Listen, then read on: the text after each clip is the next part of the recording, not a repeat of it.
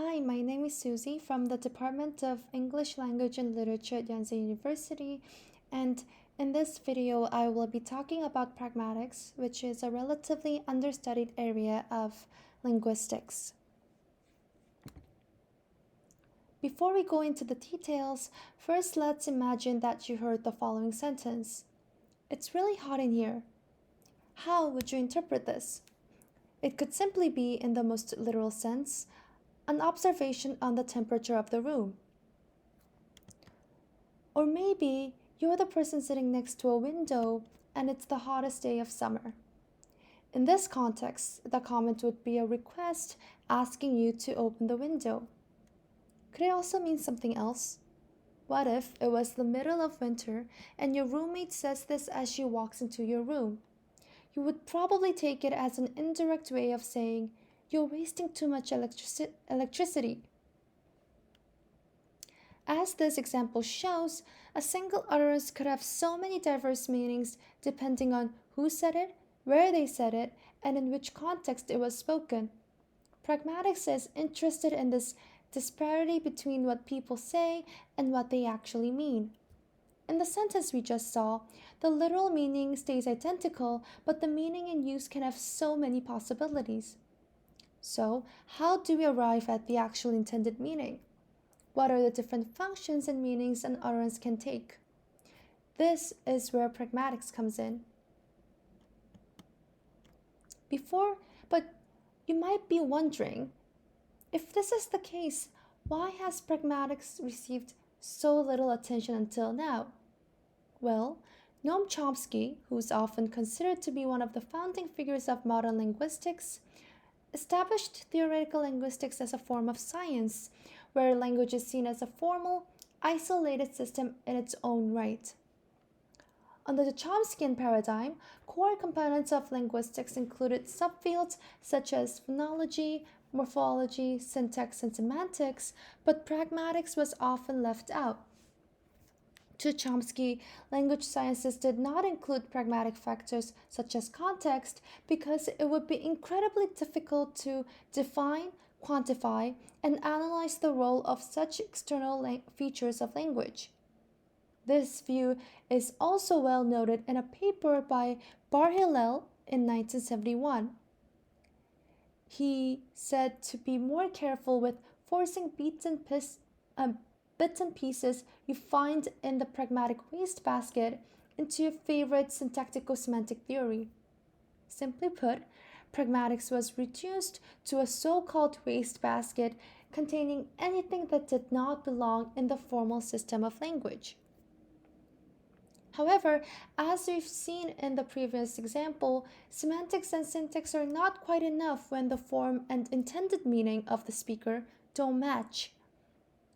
And that's why here we'll be discussing one simple example or theory of pragmatics that attempt to explain such phenomena.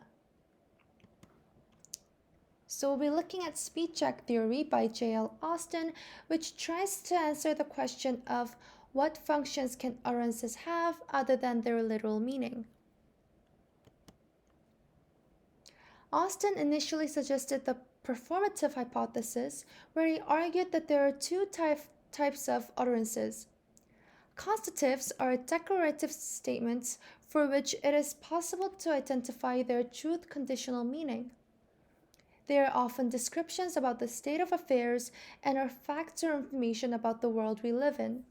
For example, sentences such as, "Her name is Elizabeth and my neighbors next door got married," would be in this category. Performatives, on the other hand, are utterances for which it is impossible to determine the truth condition because they are used to carry out an action instead. As they are actions, they usually bring about an actual change in the state of affairs. For example, if I say, "I named this cat Elizabeth," it would no longer be appropriate to call the cat by any other name. If a pastor says, "I pronounce you husband and wife" while officiating a wedding, the man and woman become a married couple. As performatives have such special effects, it is also possible to characterize the grammatical properties of performatives. First, I promise you that I will return is a performative because it's making the act of promise, but she promises to come back is an observation for which it is possible to determine whether it's true. This is a causative. Therefore, performatives should be in first person. Next, I plead not guilty is an action of pleading, and thus this is a performative, but I pleaded not guilty is just a description of what happened in the past. Therefore, this is a causative sentence. Performatives should be in present tense. Another way to distinguish performatives from causatives is the insertion of hereby. It is natural to insert the adverb hereby in performatives because the action is taking place right now. An example would be, I hereby sentence you to 10 years of jail as spoken by a judge in court. However, if you insert hereby in a causative, it sounds unnatural. If you look at the sentence above, I hereby pleaded not guilty, sounds very ungrammatical. Therefore, the insertion of hereby is another criteria with which we can discern whether an utterance is a performative. However, Austin soon noticed that there are instances in which this distinction between causatives and performatives are not so clear-cut. For instance, if someone says, I warn you this gun is loaded, in order for it to work as a performative and become an actual warning, the sentence must also be true, because the gun should actually be loaded. So, truth conditions are not always irrelevant to performatives. Austin thus decided that instead of categorizing all utterances into either causatives or performatives, any utterance can be seen as undertaking some sort of action or force, which can be then analyzed into three aspects. This is what he called the speech act theory. So in every speech act, there are three forces: the locutionary act, the illocutionary act, and the perlocutionary act. The locutionary act is the act of delivering meaning of an utterance and is very closely related to the traditional sense of meaning. This can be thus interpreted through phonemes, morphemes, words, and sentences. Most simply put, this is the literal meaning of an utterance. The illocutionary act is the intended action that is achieved through the locutionary act. Some examples include request, apology, and promise. It is interesting to note here that different locutionary acts may achieve the same illocutionary act. For instance, if someone says, could you pass me the milk? Or, pass me the milk, please, they are considered to be different locutionary acts as they are different sentences.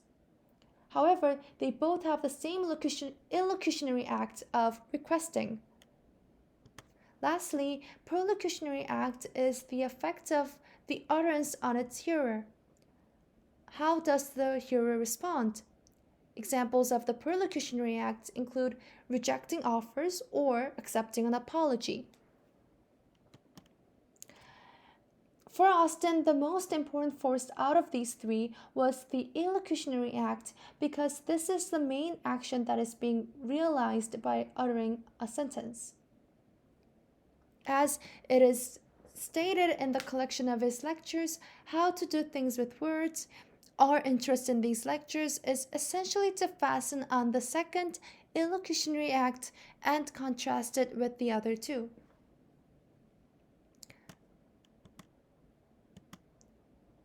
Now let's look at an actual example. In this conversation, what are the locutionary, illocutionary, and perlocutionary acts of Jack's utterance? I take it back, that was very inconsiderate of me. If we take a brief look at the context, It seems that Lara is offended by something that Jack has previously said by her, which can be seen in her utterance, "How could you say that?" So here, if we focus on Jack, the locutionary act is the actual semantic meaning of the words. So in his sentence, "I take it back," it must refer to something he previously said, and he's trying to take it back as he thought it was inappropriate. The locutionary act that he is aiming for here is an apology, as he seems to be regretting something he said earlier. The perlocutionary act can only be understood through Laura's reaction, and she seems to be grudgingly accepting Jack's apology through the phrase, "At least you admit it." Austin classified the elocutionary forces into 5 different types, which are verdictives, exercitives, commissives, behabitives, and expositives. So, verdictives are a way of delivering a finding based on evidence. Examples of this include acquit, convict, and rule. Exercitives are a way of exercising power or influence. So, types of this elocutionary force include appoint and dismiss. Commissives are a way of committing to a future course of action, and a well known example is a promise or the act of promising. Behabitives are a way of expressing reactions and attitudes to others' behavior, and examples include apologize, thank, and congratulate. Lastly, expositives are a way of making clear how what is being said fits into its context, and some examples include deny, swear, and testify. As can be seen here, there are so many different actions that can be achieved through a single utterance. And Austin's theories are therefore very effective in that they show that language is not just used to describe facts about the world, but rather it is a useful tool carrying out many complex functions even in our daily interactions. So here I've briefly introduced just one theory in the field of pragmatics, but I want to finish off this video by mentioning the communication iceberg, which is a very interesting concept introduced in the book The Language Game by Christiansen and Chater. So in this theoretical iceberg, what should go in the tip of the iceberg? Well, according to the authors, words, phrases, or sentences, or in other words, the components of theoretical linguistics only make up the tip of the iceberg. Under the iceberg, in the hidden parts, there are so many elements, pragmatic elements, that help us understand the real meaning behind an utterance. They include factual knowledge, values, social roles, customs, norms, unspoken rules, empathy, collaboration, and culture.